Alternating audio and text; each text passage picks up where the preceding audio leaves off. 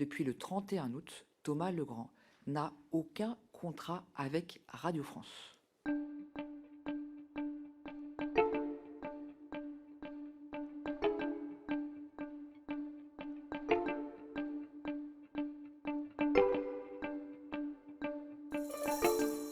En septembre dernier, une vidéo tournée clandestinement, dont je conteste ici la méthode, a suscité néanmoins l'émoi et suscité de nombreuses interrogations et a pu jeter un soupçon, comme vous l'avez rappelé, sur le collectif. Elle montrait les journalistes Patrick Cohen et Thomas Legrand avec des responsables du Parti socialiste. Pourquoi avoir décidé la suspension à titre conservatoire de Thomas Legrand? Et puisque notre commission l'auditionnera demain, il est important que vous puissiez nous indiquer les liens contractuels que Radio France maintient ou a aujourd'hui avec Thomas Legrand. C'est important de revenir sur les faits pour ne pas faire dire à cette vidéo des choses qu'elle ne dit pas. Alors tout d'abord, Radio France a immédiatement pris ses responsabilités. La vidéo a commencé à être publiée dans la soirée du 5 septembre.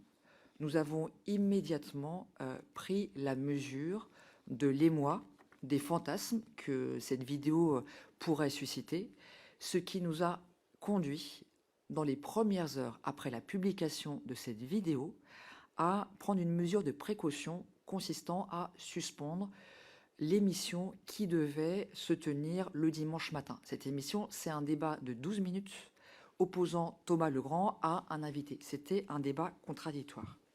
Dans les jours qui ont suivi, la polémique s'est emballée et nous avons décidé de concert avec Thomas Legrand que les conditions n'étaient pas réunies pour la poursuite de ce débat qui a donc été tout simplement supprimé de la grille. Ce qui veut dire que depuis le 31 août, Thomas Legrand n'a aucun contrat avec Radio France.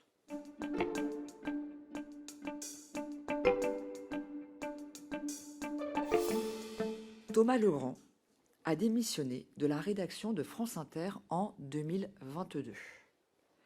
Cela veut dire qu'il n'appartient plus à la rédaction de France Inter. J'étais d'ailleurs très étonnée de lire hier des articles, notamment d'Europe 1, indiquant qu'il était journaliste politique à France Inter. Il n'appartient plus à la rédaction de France Inter depuis 2022.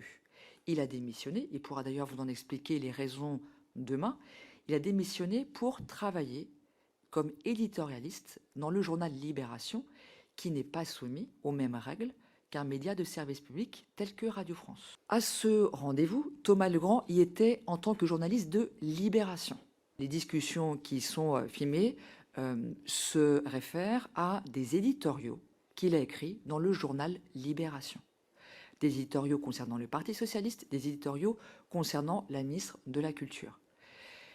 Il n'a pas pris de position sur ces sujets sur les antennes de Radio France, puisque ces dernières années, il n'avait pas de rendez-vous politique sur Radio France.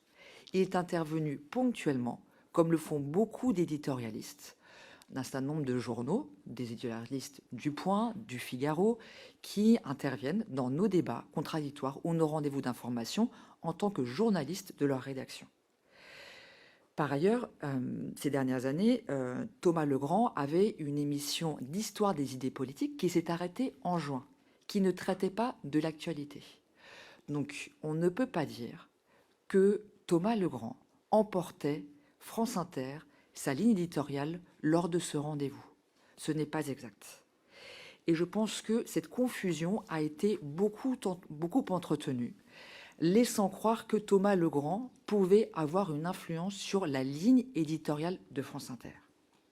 Alors je veux dire doublement non, pour la raison suivante, c'est que Thomas Legrand, je vous l'ai dit, n'est plus journaliste à France Inter, et que par ailleurs, la manière dont nos rendez-vous d'information sont faits repose sur des processus collectifs extrêmement solides qui ne permettent pas qu'une personne détermine la ligne éditoriale de nos radios.